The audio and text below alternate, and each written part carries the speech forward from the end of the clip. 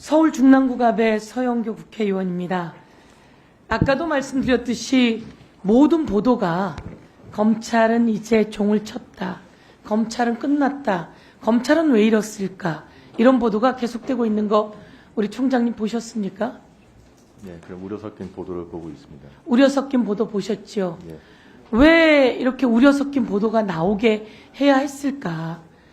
애매하고 힘들다고 하면 기소하고 법원에서 판결하게 된다면 그것에 대해서는 더 큰 논란은 없어질 겁니다.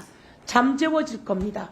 그런데 왜 법원으로 보내지 않고 굳이 검찰에서 그걸 끝내려고 했을까? 이것이 문제인 거죠. 왜 검찰에서 무혐의로 굳이 끝냈을까요? 그러면 제가 한번 물어보겠습니다. 왜 김건희 여사의 도이치모터스 주가 조작, 자본시장 교란죄는 왜 무혐의라고 합니까? 여러 가지 증거를 종합해 볼 때 가장 큰 것이 시세 조정에 인식이 있었냐의 문제인데 그 부분을 인정할 만한 증거가 부족하다는 판단이었다고 받았습니다. 주가 조작에 인식이 있었느냐라고 하는 근거는 뭡니까? 바로 전반적으로 기억이 잘 나지 않는다, 이런 발언을 했다고 그래요. 우리는 모르지만 김건희 여사가 있는 곳으로 검찰이 찾아갔고, 그리고 거기에 휴대폰도 반납하고 신분증까지 확인해서 반납하고 이러고 김건희 여사를 조사했다는 거죠. 거기서 들은 이야기는 잘 기억이 나지 않는다. 검찰총장님, 잘 기억이 나지 않는 사람에 대해서는 이 주가 조작이 있었는지 확인하기 위해서는 어떤 사전 작업이 있어야 합니까?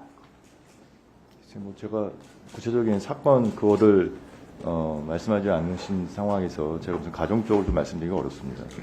자, 증거를 부인해요. 그러면 이 증거 부인이 맞는지 안 맞는지를 위해서는 자료를 조사해야 합니다. 우선 여러분이 가장 잘 아는 휴대폰 압수수색해야 합니다. 그리고 자택 압수수색해야 합니다. 사무실도 압수수색해야 합니다. 그리고 그 사람이 갖고 있던 PC도 압수수색해야 합니다. 자가용도 압수수색해야 합니다. 야간이든 주간이든 가리지 않고 압수수색해야 합니다. 이게 바로 검찰이 잘하는 압수수색 아닙니까? 그런데 이거 했습니까? 안 했습니까? 김건희 여사는 기억이 나지 않는다고 하는데 기억이 나지 않는 게 맞는지 확인해 주려면 그런 압수수색을 해야 되는 거잖아요. 차장 검사님, 예. 핸드폰, 집, 사무실, 그리고 PC, 자가용 등등 압수수색하는 건 맞지 않습니까? 그거는 사건에 따라 좀 다릅니다. 사건에 따라서 이와 같이 큰 사건은 압수수색해야 되는 거 아닙니까? 그런데 이런 압수수색 한 번을 못해요. 제대로 압수수색을 못해요. 이러니까 검찰이 조종을 울린 날이다, 이렇게 이야기하는 거예요. 검찰은 이제 끝났다, 이런 이야기를 하는 거예요. 왜 이렇게 무리한 일을 해서 이 훌륭한 검사들의 욕을 먹이는 거죠? 그리고서는 사건에 따라서 다르다, 이런 말을 어떻게 당당히 할 수가 있죠? 그리고 나서 브리핑을 하면서 아까 이성윤 의원님도 얘기했지만 PPT를 100장을 틀었답니다. 이렇게 100장 틀어서 무혐의 처분한다고 하는 사례 검찰총장님 있었습니까? 여지껏 무혐의를 브리핑하면서 PPT를 100장이나 틀은 사례 있었습니까? 아마 수사팀에서 여러 가지 국민들의 관심이 집중된 사건이니만큼 충분히 설명드리려고 그렇게 했던 것으로 생각합니다. 검사입니까? 변호사입니까? 변호사는 그럴 수 있다고 쳐요. 검사가 PPT를 트는 예는 뭡니까?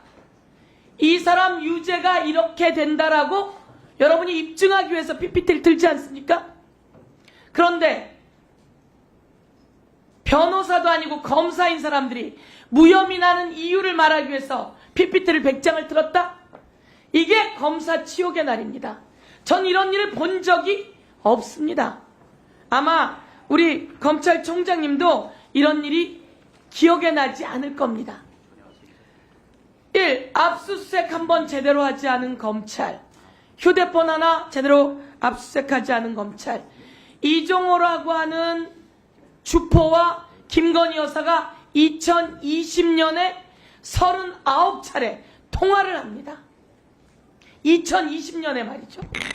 이 보도가 나왔는데도 그 다음에 김건희 여사 휴대폰을 털지 않는, 포렌식하지 않는 검찰. 이종호 핸드폰이라도 포렌식 했어야죠. 자, 묻겠습니다. 이종호와 김건희 여사가 2020년에 통화했던 것 보도 보셨습니까? 예, 무슨 그 뭐 문자나 연락이 있었던 보도는 봤습니다. 2021년에 문자와 연락이 있었고 2020년에는 39번에 36차례인가 통화가 있었습니다. 이 정도 봤으면 김건희 여사 무서워서 핸드폰 포렌식 못하겠다면 이종호 핸드폰이라도 포렌식해야 되는 거 아닙니까? 이건 검찰의 ABC 아닙니까? 이것을 하지 않고 무혐의를 쳤어요. 권오수도 민태균도 이종호도 그리고 모두 다 유죄가 떨어졌는데 이 사람들은 이 주가 조작을 통해서 얼마의 수익을 받습니까? 얼마의 이익을 받습니까? 오히려 이 사람들은 주가 조작하면서 이익도 못 봤어요. 그런데 이익을 본 사람이 누굽니까? 김건희, 최은순 모녀입니다. 그러면 이 정도 된다면 23억 시세 차익을 봤다는 겁니다. 권오수도 자기 주식이라 털고 나가질 못했어요. 이종호도 민태균도 언제 엑시트해야 되는지 하지를 못했어요. 주가 조작은 실컷 하고. 그런데 여기서 주가 조작에 같이 가담하고 7초 만에 8만 주를 매도했던 김건희, 최은순만 23억의 이익을 봤어요. 이 정도 되면 뭡니까? 김건희, 최은순이 우두머리 아닙니까? 이 시세 조작, 주가 조작의 가장 중심에 누가 있는 겁니까? 김건희 그리고 최은순 두 사람이 있는 겁니다. 그런데 여러분은 두 사람을 빠져나가게 해주셨어요. 이 정도 되니까 검찰이 사망선고 받은 날이다.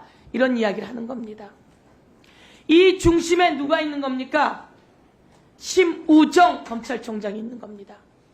그리고 이원석 검찰총장이던 시절 용산과 이창수 지검장이 둘이 다이렉트로 소통했다는 겁니다.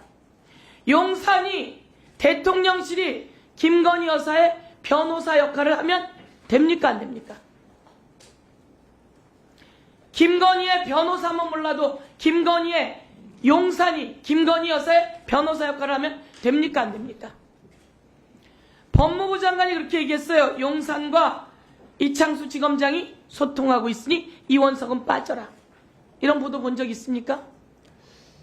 그 부분에 대해서는 뭐 제가 구체적으로 확인하지는 않지만 그 이창수 지검장도 그런 사실 전혀 없다고 하고 아마 그 내용 자체가 용산과 중앙검사장이 직접 소통하고 있다. 그런 통화는 아니었던 것으로 저도 알고는 있습니다. 이상입니다. 네, 역사가 심판할 겁니다. 수고하셨습니다.